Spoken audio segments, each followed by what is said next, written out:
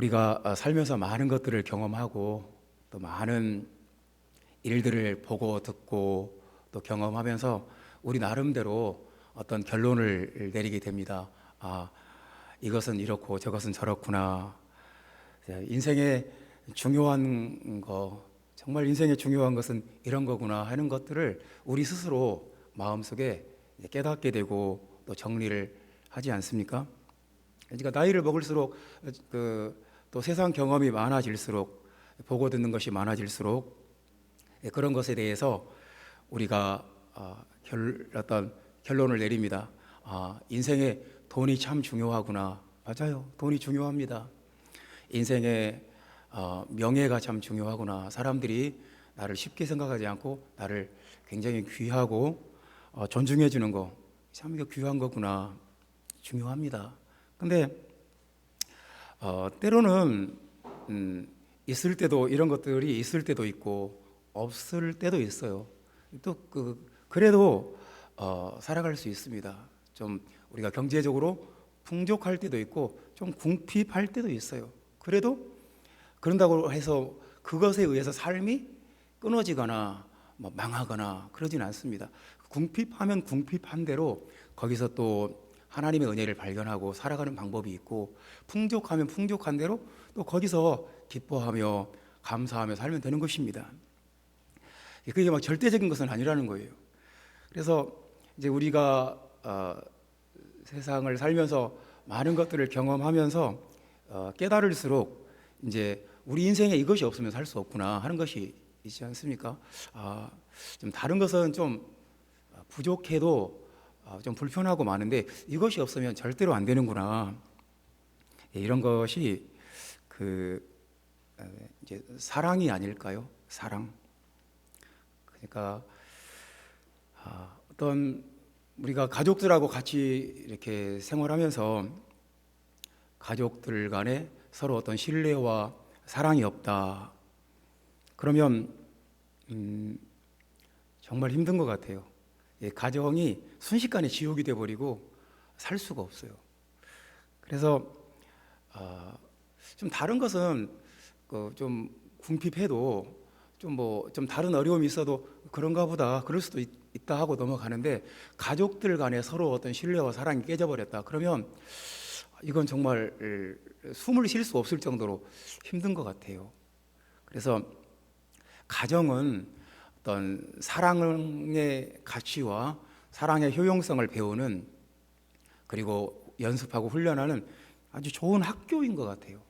우리가 아내와 남편이 그리고 자녀들과 함께 한 가정을 이루어서 살면서 가족 안에 어떤 사랑이 없다 그러면 정말 그 가정을 이루어야 될 아무 등의 이유가 없어요. 몸이 지옥이 돼 버리니까요, 그냥. 그래서 가정은 사랑이 얼마나 중요한 가치인지, 그리고 그것이 있을 때 얼마나 우리 삶의 질이 높이 올라가는지를 배우는 아주 좋은 학교고, 또 한 발 물러서고 서로 양보하고 용서하고 포용하고 감싸주고 덮어주고 이런 것들을 연습하는 참 좋은 학교예요. 그래서 저는 젊은 청춘 남녀들이 나는 그냥 혼자 살고 싶다 그런 걸 저는 이렇게 별로 좋아하질 않아요. 그래야 가정이라는 학교가 없으면 우리가 인생을 못 배울 것 같아요. 가정을 이루어서 그 안에서 물론 어려움도 있죠. 가족들 간에 서로 상처를 많이 주고받기도 하고, 뭐 통계에 의하면 개인의 가장 어디서 상처를 제일 많이 받냐? 가정에서 많이 받는다는 거예요. 근데 그 상처를 치유받는 것도 또 가정이에요. 그래서 사랑이 얼마나 중요한지 우리가 배우고 또 깨닫습니다. 사실 사랑이 없는 삶이라는 것은 삶이 아닌 것 같아요. 우리가 기계가 아닌 이상, 우리가 로봇가 아닌 이상 우리는 사랑이 없이는 살 수가 없어요. 기계라면, 로봇이라면 그냥 어떤 인공지능 딥러닝 해주면 되고, 그다음에 배터리 충전해주면 되겠지만 사람은 사랑이 없이는 사랑이 없는 삶이 어떤 삶이 될 수가 없을 것 같아요. 그래서 사랑은 모든 시대에 모든 사람의 과제인 거죠. 사랑을 이루어 나가는 거, 우리 모든 교회의 가장 중요한 과제가 교회 안에 하나님의 사랑을 이루어 나가는 거, 이것이 아니겠습니까? 그러니까 이 사랑이 얼마나 중요한지는 제가 말을 안 해도 돼요. 왜냐하면 여러분이 경험을 통해서 잘 알기 때문이에요. 행복과 불행의 시금석이에요. 내가 인생을 아주 행복하게 사느냐 아니 불행하게 사느냐, 이게 사랑이에요. 가정의 사랑이든 교회 안에 하나님의 사랑이든 그 어떤 것이든 사랑이 없으면 행복이 뭔지를 알 수가 없어요. 사랑은 인격의 완성이에요. 그 사람의 인격이 그 사람 참 훌륭하다, 좋은 사람이다, 그런 평가를 인정을 받고 있다. 그 사람 마음속에 사랑이 있기 때문에 그래요. 사랑이 없다, 아주 유능하고 아주 똑똑하고 아주 능력 있는데 사랑이 없다, 그러면 그 완성된 게 아니에요. 이루어진 게 아니에요. 뭔가 가장 중요한 것을 좀 놓친 거예요. 그러니까 우주선을 막 우주에 쏘아 올리고 이런 과학자들 얼마나 탁월해요, 똑똑해요. 근데 가정에서 아내하고 이혼 소송을 벌이고 있다. 이게 어떻게 똑똑한 거예요? 그러니까 그건 똑똑한 게 아니에요. 그 능력 있는 게 아니에요. 그 사랑은 이 인격의 완성이에요. 사랑은 영성의 최고 단계예요. 아니 목회자가 설교를 기가 막히게 잘해요. 귀신도 쫓아요. 병도 고쳐요. 은사도 탁월해요.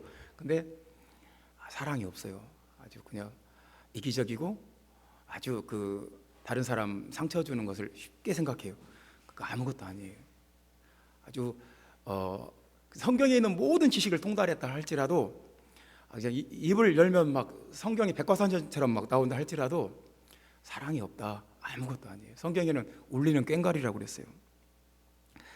사랑은 성령의 첫 번째 열매예요. 그러니까 우리 안에 하나님의 영이 충만하면 사랑부터 시작을 해요. 그리고 사랑이 완성이 돼요. 하나님 나라에서는 이제 사랑이 제일 중요합니다. 근데 이제 사랑이라는 단어가 되게 진부하고 상투적인 말이 되어버렸잖아요. 그래서 뭐 사랑이라는 단어를 어떤 뭐 광고나 어떤 삼류 소설이나 막장 드라마나 이런 데서 많이 쓰는 단어가 되어버렸어요. 이상하게 성경에서 가장 중요한 단어고 하나님 나라에서 가장 중요한 말인데 이런 세상적인 이미지로 많이 오염이 되어버렸어요. 그래서 사랑이라는 말을 하면 우리 머릿속에 세상적인 이미지가 막 있어요.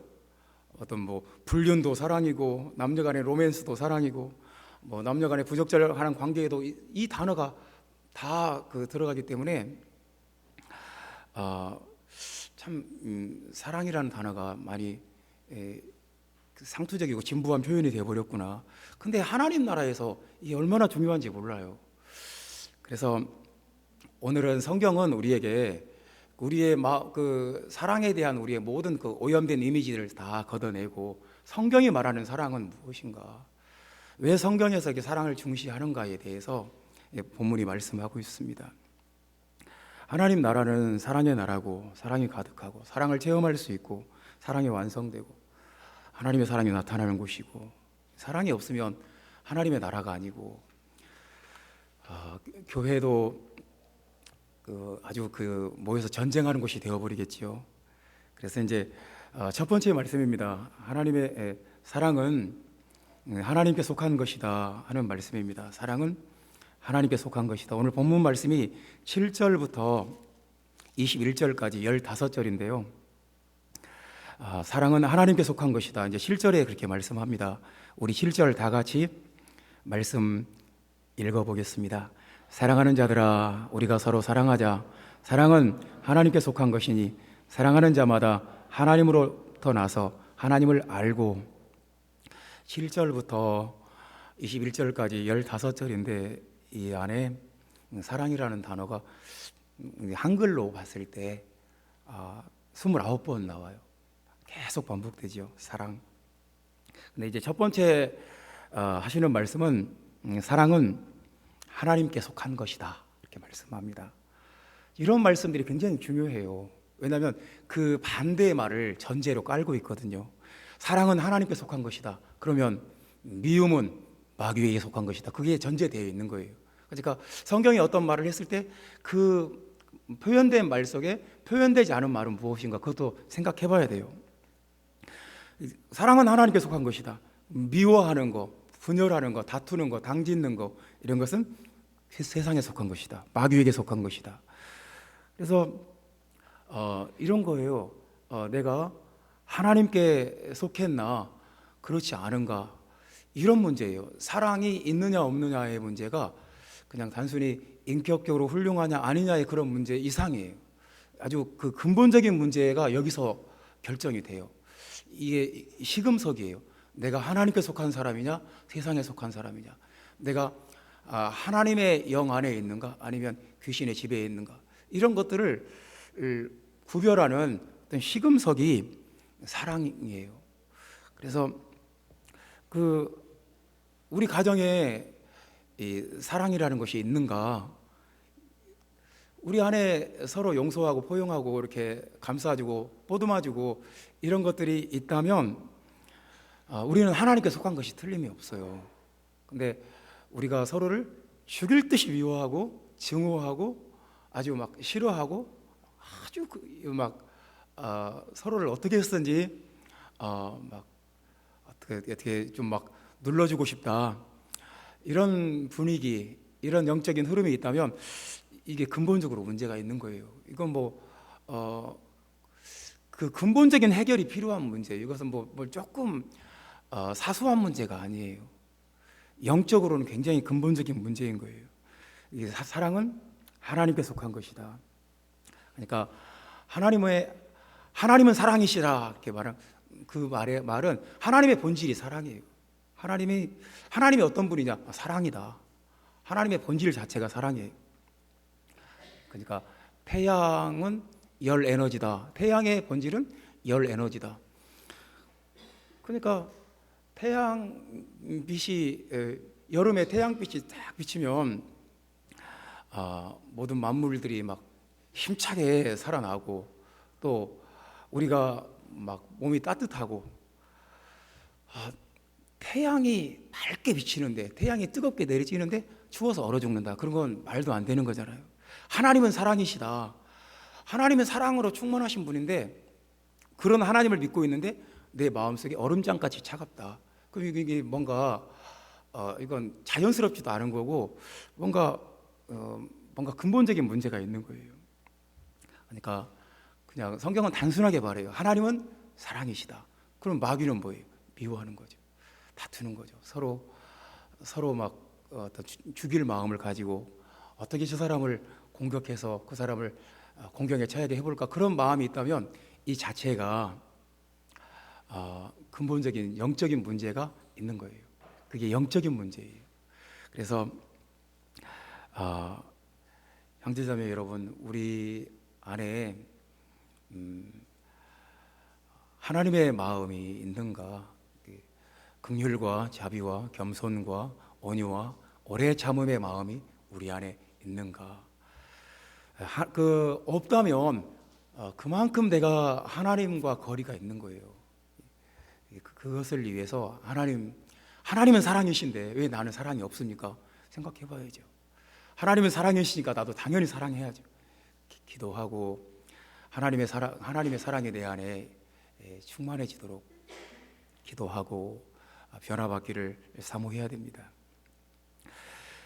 이제 그러면 하나님의 사랑이시라는 건 분명한데 그럼 내가 어떻게 하면 하나님의 사랑을 닮을 수 있느냐? 7절에 보면 하나님을 아는 것, 사랑하는 자마다 하나님으로부터 나서 하나님을 알고, 그리고 8절에 보면 사랑하지 아니하는 자는 하나님을 알지 못하나니 이는 하나님은 사랑이심이라.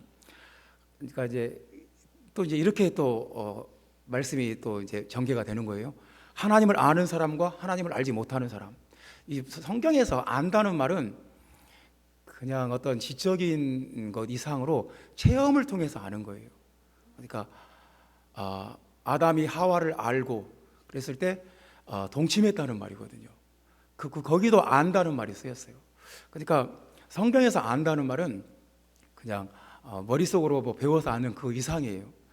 그러니까 하나님을 체험해서 안다. 하나님을 체험을 통해서 하나님의 임재 속에 깊이 들어감으로써 하나님을 안다. 그러면 하나님을 사랑할 수가 있어요.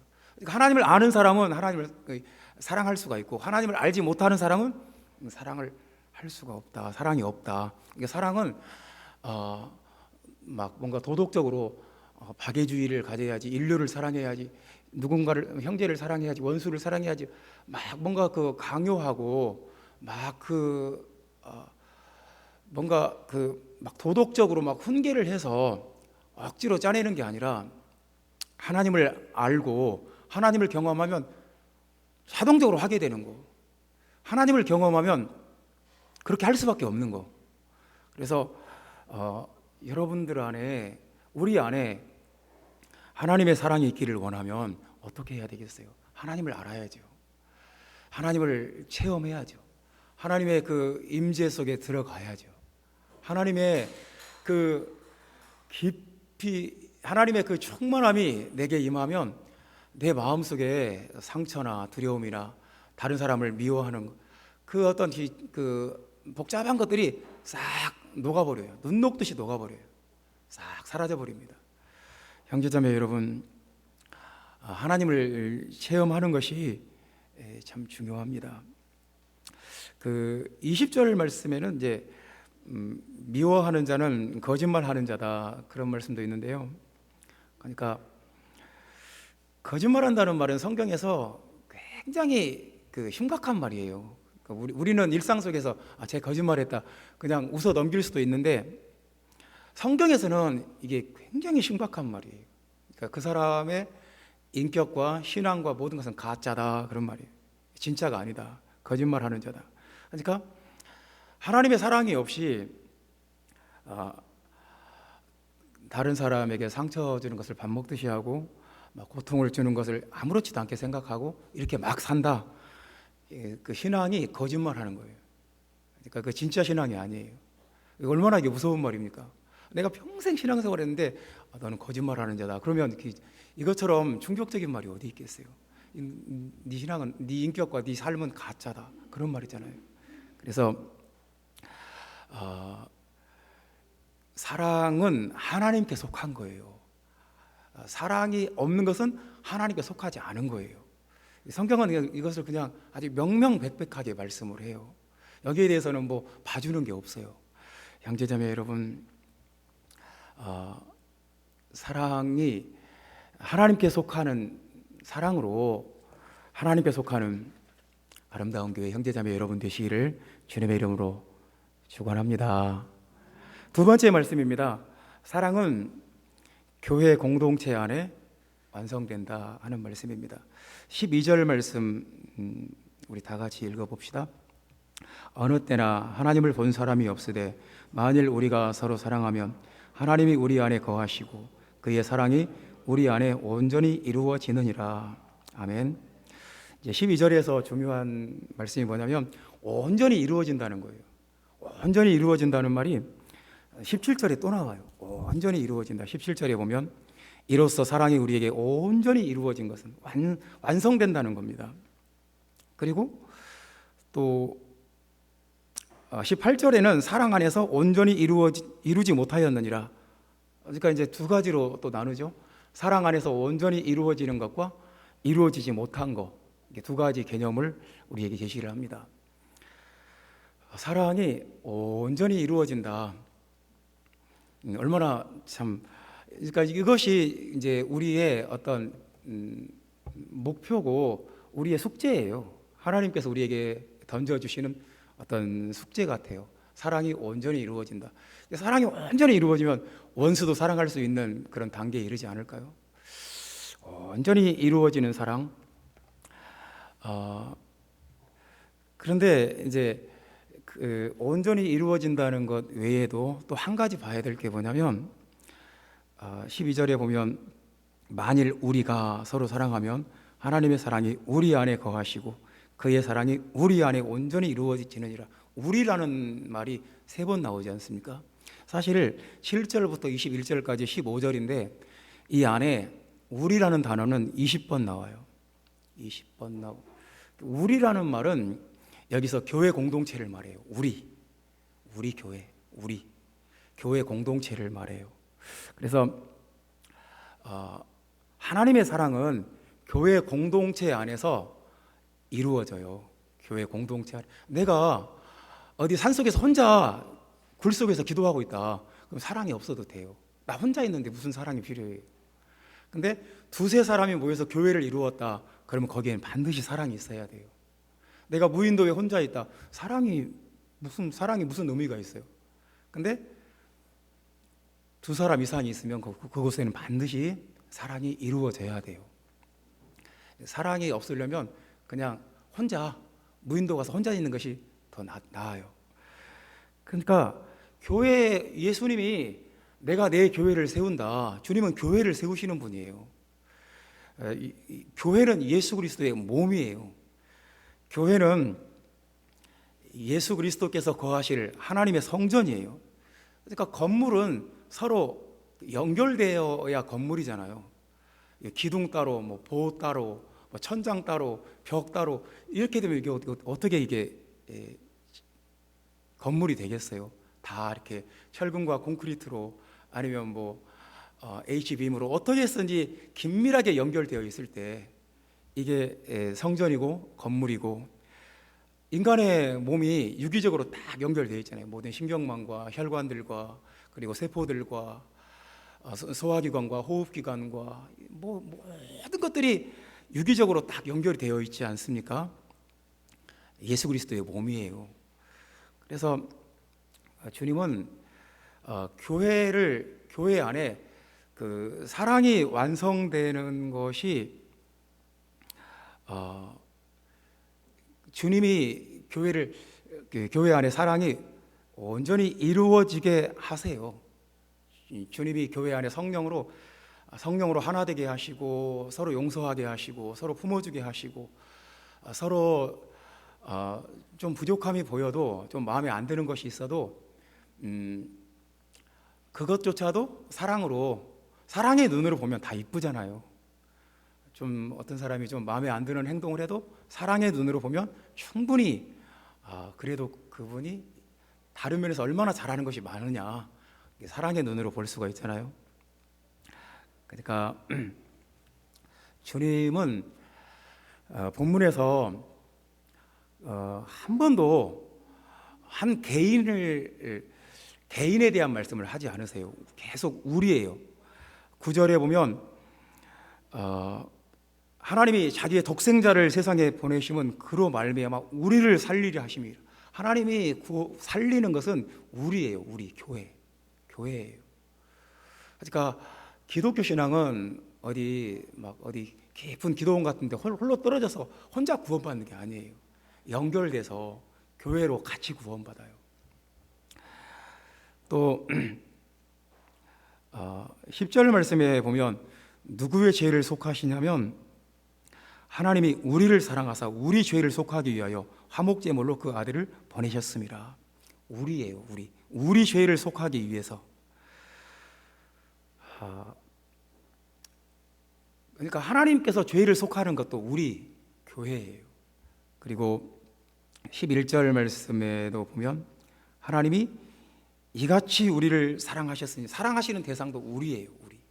우리를 사랑하세요. 나만 사랑하시고 저 사람은 싫어하신다, 그런 게 아니고 우리를 사랑하시는 거예요.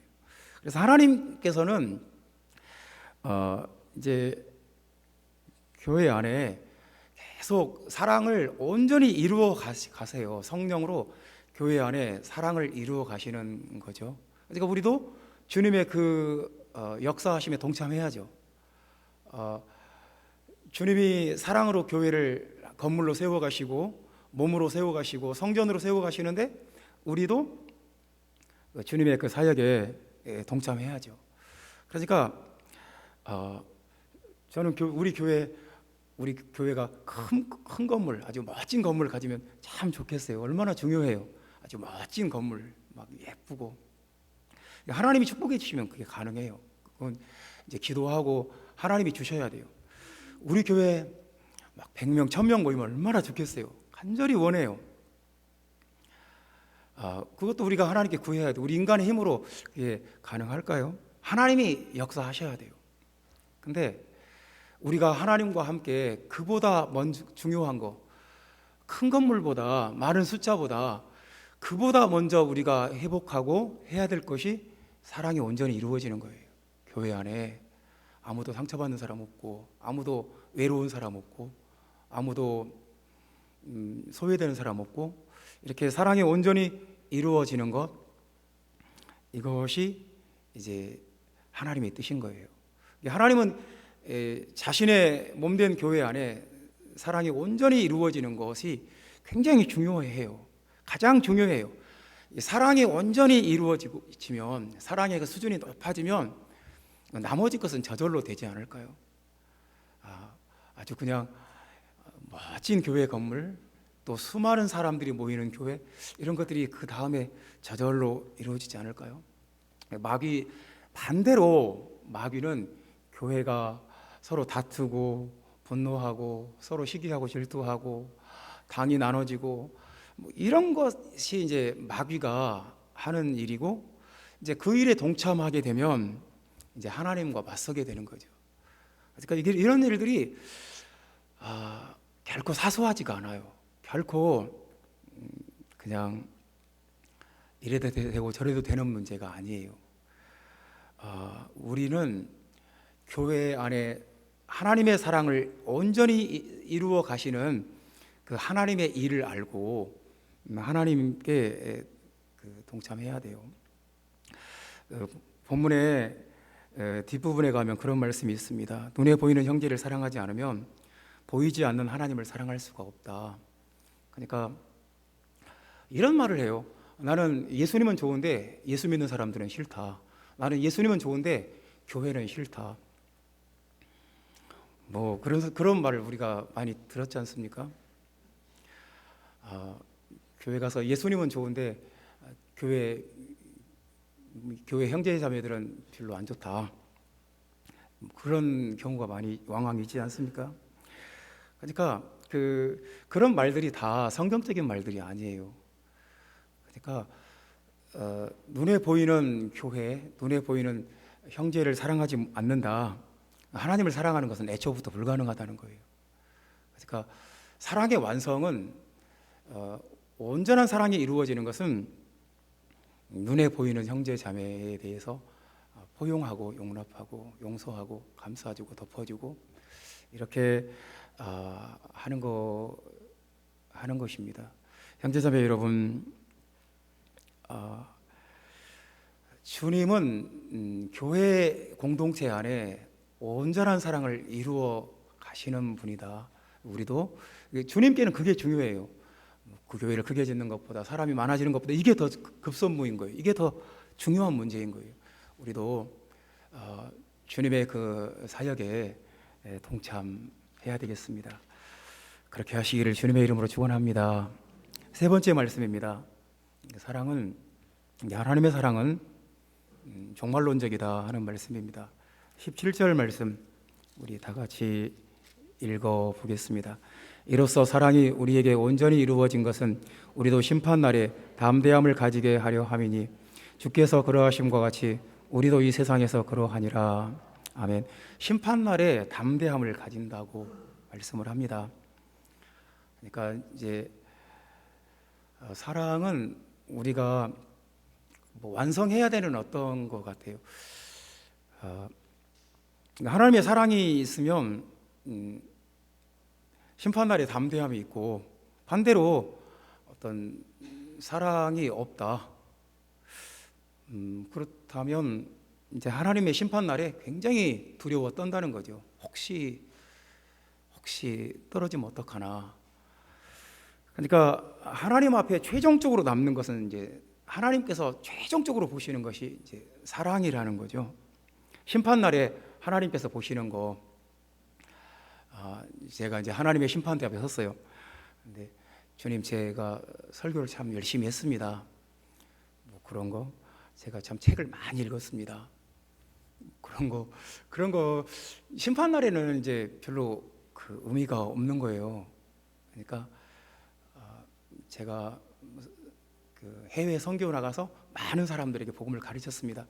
그것도 이제 심판 날에는 얼마나 많은 사람한테 그거보다 그 얼마나 하나님의 사랑이 마음속에 있었나, 하나님의 사랑으로 살았나, 그게 심판 날에는 그것이 이제 기준이 되는 것 같아요. 이제 하나님께서 우리의 점수를 채점을 하신다 할 때, 물론 우리가 하나님의 은혜로 구원받는데 또 심판, 은혜를 보완하는 심판이라는 말씀도 있지 않습니까? 그러니까 은혜만 있으면 우리의 구원이 너무 싸구려가 돼버려요. 우리는 그냥 마음껏 살아도 돼요. 은혜로 구원받으니까 그냥 죄 지어도 되고 뭐 싸워도 되고 당을 지어도 되고 멋대로 살면서도 은혜로 구원받았다. 얼마나 그 싸구려예요. 그래서 그 은혜를 보완하는 말씀이 심판이에요. 하나님께서 우리의 점수를 매기실 때 어떤 것이 우리의 점수냐면 형제를 사랑한 거, 교회를 사랑한 거, 또 복음을 듣지 못한 영혼들을 사랑한 거, 이런 것들이 우리의 점수인 거죠. 그러니까 예를 들면 이런 거예요. 그냥 사랑하기 쉬운 사람이 있어요. 되게 마음에 들어요. 되게 훌륭하고 좋은 분이에요. 참 귀한 분이에요. 사랑하지 않을 수가 없어요. 그런 분을 사랑하는 것은 별로 점수가 없어요. 왜냐하면 이방인들도 그렇게 하거든요. 누구나 그렇게 자기한테 잘하는 사람을 사랑하는 것은 너무너무 쉬워요. 근데 나를 막 험담하고 나를 헐뜯고 나를 미워하고 나를 욕하는 사람을 사랑하기는 힘들어요. 근데 그런 사람까지 사랑하면 점수가 많이 올라가는 거죠. 심판날에 담대함을 갖는 거죠. 형제자매 여러분, 바울 사도가 고린도전서 13장 8절에 이렇게 말씀했습니다. 예언도 패하고 방언도 그치고 지식도 패하리라. 다 이제 하나님 앞에 가면 다 이제 필요 없어요. 근데 사랑은 필요해요. 사랑은 영원히 계속돼요. 언제까지나 영원토록 계속돼요. 우리가 하나님의 좀 다른 것이 좀 부족할 수도 있어요. 내가 좀 못할 수도 있고 부족할 수도 있고 좀 무능할 수도 있어요. 근데 사랑은 해야 돼요. 내가 막 부자가 못 될 수도 있어요. 그리고 내가 유명한 사람이 못 될 수도 있어요. 내가 대단한 사람이 못 될 수도 있어요. 내가 탁월하지 못할 수도 있어요. 근데 사랑할 수는 있어요. 용서할 수는 있고 불쌍히 여길 수 있고 마음에 품어줄 수 있고 감싸줄 수 있어요. 그건 가능해요. 근데 그걸 하지 않겠다는 것은 이제 하나님 앞에서 되게 힘든 거죠. 억지스러운 거죠. 굉장히. 그래서 우리가 하나님의 사랑의 마음을 열고 하나님의 사랑을 받아들이고 하나님의 사랑을 체험하고 그 하나님의 사랑으로 살든지, 아니면 이제 그런 라이프 스타일이 있는 거고, 이제 18절 말씀에는 두려워하는 자는 사랑 안에서 온전히 이루지 못하였느니라. 사랑 대신에 사랑이 없이 산다는 것은 뭘 말하는 거냐면 두려움으로 사는 거예요. 마음속에 굉장한 어떤 상처받을 것에 대한 두려움, 나만 바보 될 것 같은 두려움, 다른 사람에 대한 그 어떤 피해의식, 열등감, 이걸로 살겠다는 거예요. 그러니까 하나님의 사랑을 받고 하나님의 사랑을 베풀면서 사는 게 낫겠어요? 아니면 끝없는 피해의식과 어떤 열등감과 어떤 분노와 어떤 저주하는 마음과 어떤 막 미워하는 마음과 이런 어떤 두려움에 가득해서 두려움으로 사는 게 낫겠어요? 영원토록 두려움이라는 블랙홀 속에 빠져 사는 것이 지옥이에요. 하나님의 사랑으로 충만해진 것이 천국이고요. 우리가 세상을 신앙생활을 한다는 것은 두려움은 내 마음속에서 조금씩 줄어들고 사랑이 더 커지는 것이 신앙의 목적이 아닐까요? 어떤 것이 낫겠어요? 하나님의 사랑으로 충만해지는 것이 훨씬 낫지 않습니까? 이건 정말 영원한 삶의 스타일, 라이프 스타일의 문제예요. 하나님 앞에서 우리는 하나님의 사랑으로 넉넉하고 자신도 사랑하고 남도 사랑하고 하나님도 사랑하고 이렇게 풍성한 삶으로 완성되든지 아니면 근거 없는 어떤 두려움에 끊임없이 시달리며 살든지 둘 중에 한 가지입니다. 형제자매 여러분,